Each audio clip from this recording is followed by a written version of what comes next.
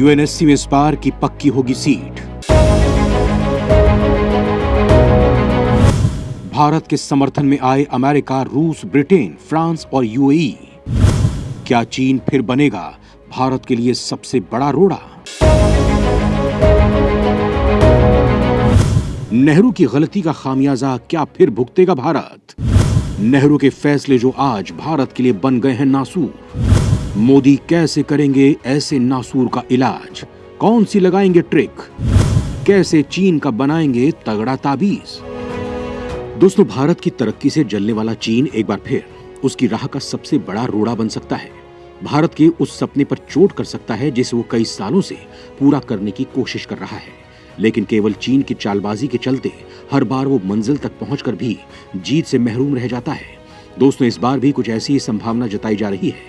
हालांकि भारत के साथ दुनिया के कई बड़े देश खड़े हुए हैं, लेकिन चीन अपने वीटो पावर का दुरुपयोग करके हर बार किसी न किसी तरीके से भारत के बढ़ते कदम को रोक देता है।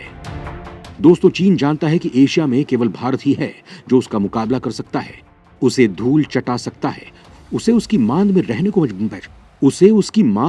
को मजबूर कर सकता है और आने वाले वक्त में एशिया का राजा बन सकता है। लिहाजा वो हर वक्त भारत के खिलाफ साजिश रचता रहता है, उसके बढ़ते कदम को रोकना चाहता है, लेकिन मोदी के आगे उसकी एक नहीं चलती है और उसका हर प्लान फेल हो जाता है। दोस्तों, भारत आज जिस तेजी से आगे बढ़ रहा है, दुनिया में अपने आप को स्थापित कर रहा है, उससे चीन टेंशन में आ गया है। उसे लगने लगा है कि अब उसके दिन लदने वाले हैं, इसीलिए वो सीमा पर उकसावे की कार्रवाई कर रहा है। लेकिन मोदी की कूटनीति और सेना की जांबाजी के कारण चीन की मनमानी नहीं चल पा रही है, जिससे वो भन्नाया हुआ है। दोस्तों, मोदी जहां एक तरफ भारत को मजबूत कर रहे हैं, वहीं उसके उलट कांग्रेस राज में भारत का पलीता निकाल दिया गया था। इसका अंदाजा आप नेहरू राज में गलत फैसलों से लगा सकते हैं। उनमें से कई फैसले ऐसे हैं जिनका हम आज तक खामियाजा भुगत रहे हैं। अगर नेहरू ने उस वक्त दूरदर्शी सोच अपनाई होती तो आज भारत के विकास के पथ में चीन रोड़ा नहीं बन पाता, और जिस सुरक्षा परिषद की सदस्यता के लिए आज भारत बिसात बिछा रहा है, उसे केवल चीन के चलते बार बार झटका नहीं लगता। दोस्तों, अब एक बार फिर जब भारत ने इसे लेकर अपनी गोट बिठाई है, तो चीन रोड़ा बनकर भारत के सारे किए कराए पर पानी फेरने को तैयार बैठा है। उसे बस इंतजार है उस बैठक का जिसमें इस प्रस्ताव को पेश किया जाएगा। दोस्तों, अब आप समझ गए होंगे कि आज की वीडियो में हम किस मुद्दे पर चर्चा करने वाले हैं। दोस्तों, आज की इस वीडियो में मैं आपको ऐसी जानकारियां दूंगा जिससे आप अब तक महरूम थे, लेकिन ये सब जानने के लिए आपको मेरे साथ बने रहना होगा और ये वीडियो पूरा देखना होगा। तो चलिए शुरू करते हैं। दोस्तों, एक बार फिर वो घड़ी आने वाली है जिसका भारत को कई महीनों से इंतजार था, लेकिन इस बार भी भारत की ये डगर चीन के कारण मुश्किल नजर आ रही है। वो कैसे आपको बताऊंगा, लेकिन उससे पहले आपको बता देता हूं, भारत को ये दिन देखने ही नहीं पड़ते अगर नेहरू ने अपने काल में चीन का हितैषी बनने की कोशिश ना की होती। नेहरू राज के गलत फैसले का दंश आज भी झेल रहा भारत को सभी देशों का साथ, चीन फिर भी बिछा रहा बिसात। दोस्तों, ये तस्वीर गवाही है भारत को मिले उस जख्म की जो आज उसके लिए नासूर बन गया है। भारत चाहकर भी इस जख्म के घाव को भर नहीं पा रहा है। पिछले कुछ सालों से ये जख्म कई बार हमें कुरेद रहे हैं, हमें ये बता रहे हैं कि उस वक्त हमने क्या गलती की थी जिसकी सजा हम आज भी भुगत रहे हैं। नेहरू जी का वो चीन प्रेम किस कदर आज भारत को भारी पड़ रहा है, गृह मंत्री का ये बयान उसी दर्द की टीस है जिसका दर्द भारत को सताता रहता है। दोस्तों, आज एक बार फिर हमें नेहरू जी के गलत फैसले की सजा भुगतनी है। वो कैसे, आपको बताऊंगा, लेकिन उससे पहले उस फैसले की संक्षेप जानकारी दे देता हूं। दोस्तों, चीन को यूएनएससी की स्थायी सीट मिलने की कहानी 1950 के दशक से शुरू होती है। भारत 26 जनवरी 1950 को गणतांत्रिक देश बना था, जबकि चीन इसके कुछ महीनों पहले यानी 21 सितंबर 1949 को जनवादी चीन बना। भारत की चाहत थी कि चीन संयुक्त राष्ट्र का स्थायी सदस्य बन जाए। भारत की पाकिस्तान को इस्लामिक देश और चीन को कम्युनिस्ट देश के तौर पर मान्यता देने वाला प्रथम देश था। तब यूएनएससी की 4 स्थायी सीटों पर अमेरिका, फ्रांस, ब्रिटेन और रूस थे। वहीं 5वीं सीट खाली थी। पश्चिमी देश इस सीट पर भारत को बैठा देखना चाहते थे, वो चीन को इस पर काबिज होते नहीं देखना चाहते थे। इसके पीछे का कारण यह था कि अगर चीन को सीट मिल जाती तो परिषद में स्थायी सीट पर 2 कम्युनिस्ट देश हो जाते, पहला रूस और दूसरा चीन। लेकिन जवाहरलाल नेहरू ने चीन को सीट दिए जाने की वकालत की, क्योंकि उस वक्त भारत और चीन के रिश्ते हिंदी चीनी भाई भाई वाले थे। यानी दोनों देशों के बेहद अच्छे संबंध थे। दोस्तों, हालांकि खुद नेहरू ने 27 सितंबर 1955 में संसद में इस दावे को खारिज कर दिया था कि भारत को यूएनएससी में स्थायी सदस्य बनने का कोई अनौपचारिक प्रस्ताव मिला था। उन्होंने 27 सितंबर 1955 को संसद में डॉक्टर जे.एन. पारीख के सवालों का जवाब देते हुए कहा था, यूएनएससी में स्थायी सदस्य बनने के लिए औपचारिक या अनौपचारिक कोई प्रस्ताव नहीं मिला था। कुछ संदिग्ध संदर्भों का हवाला दिया जा रहा है जिनमें कोई सच्चाई नहीं है। दोस्तों, नेहरू जी कुछ भी कहें, लेकिन आज उन्हीं की पार्टी के नेता उनके बयान से सहमत नहीं दिखते। शशि थरूर ने अपनी किताब में नेहरू जी की इस गलती का जिक्र किया है। शशि थरूर की किताब Nehru the invention of India में लिखा गया है कि भारत को 1953 के आसपास यूएनएससी में स्थायी सदस्य बनने का ऑफर मिला था, लेकिन उसने ये मौका चीन को दे दिया। उन्होंने लिखा कि भारतीय राजनयिकों ने नेहरू के इनकार के जिक्र वाली फाइल देखी थी। उन्होंने ही यूएन की सीट ताइवान के बाद चीन को देने की वकालत की थी। दोस्तों, यहाँ सवाल ये उठता है कि जिस चीन के लिए उस वक्त उदारता बरती गई थी, आखिर वो कैसे भारत को अब उस मुकाम तक पहुंचने से रोक रहा है। सुरक्षा परिषद में सुधार की मांग पर सभी सहमत। चीन भारत के रास्ते का सबसे बड़ा है रोड़ा।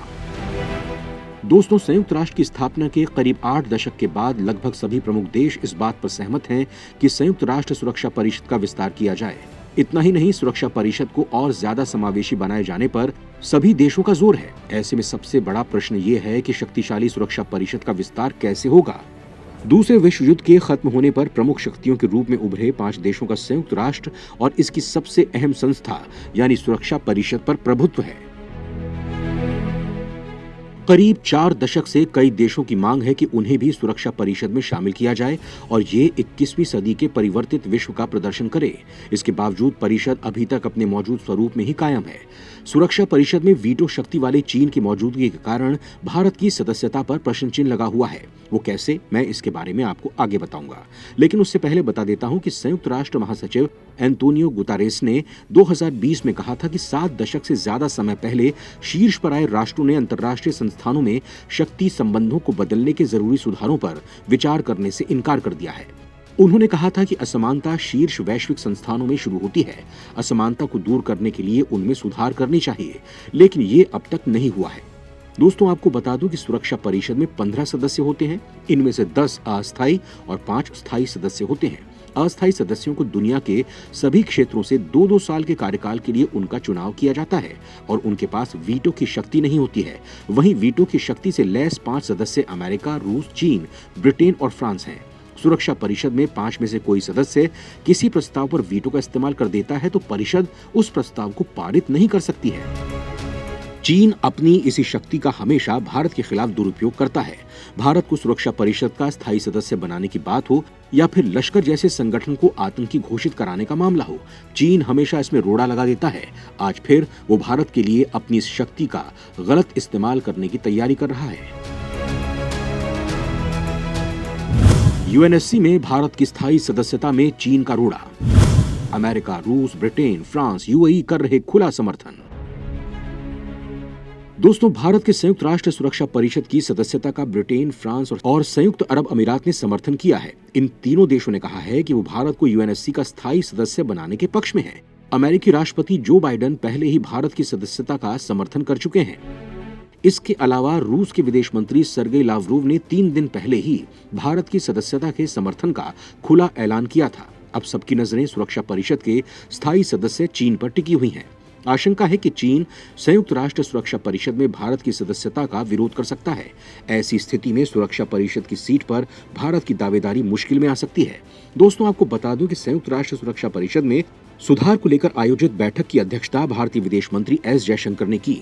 इस दौरान संयुक्त अरब अमीरात ने सुरक्षा परिषद की स्थायी सदस्यता के लिए भारत के समर्थन को दोहराया। संयुक्त अरब अमीरात के मंत्री नौरा बिन्त मोहम्मद अल काबी ने कहा कि उनका देश भारत की स्थायी सदस्यता का समर्थन करता है। ब्रिटेन ने भी यूएनएससी में भारत की स्थायी सदस्यता का समर्थन किया है। सुरक्षा परिषद की बैठक को संबोधित करते हुए फ्रांस के प्रतिनिधि ने कहा कि हम नई शक्तियों के उद्भव को ध्यान में रखते हुए सुरक्षा परिषद के विस्तार का समर्थन करते हैं, जो सुरक्षा परिषद में स्थायी उपस्थिति की जिम्मेदारी लेने की क्षमता रखती है। दोस्तों, वहीं रूसी विदेश मंत्री सर्गेई लावरोव ने भी कुछ दिनों पहले ही भारत की जमकर तारीफ की थी। उन्होंने कहा था कि भारत आर्थिक विकास के लिहाज से दुनिया के प्रमुख देशों में शामिल है, संभवतः नेतृत्व कर रहा है। भारत के पास व्यापक पैमाने पर विभिन्न तरीके की समस्याओं को सुलझाने का अनुभव है। भारत दक्षिण एशिया में शंघाई सहयोग संगठन के अंदर विभिन्न तरह के ढांचे में शामिल है और वो संयुक्त राष्ट्र में भी सक्रिय भूमिका निभाता है। लिहाजा भारत को सुरक्षा परिषद में स्थायी सदस्यता मिलनी चाहिए। दोस्तों, अमेरिका के राष्ट्रपति बाइडेन भी खुलकर भारत को सुरक्षा परिषद का स्थायी सदस्य बनाने की वकालत कर रहे हैं, लेकिन इतने देशों का समर्थन होने के बावजूद चीन का एक कांटा भारत के लिए भारी पड़ने वाला है और हम जानते हैं कि चीन पर कितना भी दबाव डाला जाए, वो भारत को यूएन सुरक्षा परिषद का स्थायी सदस्य बनने नहीं देगा। अब देखना होगा कि मोदी चीन नाम की इस काट का कैसे इलाज करते हैं। जय हिंद, जय भारत।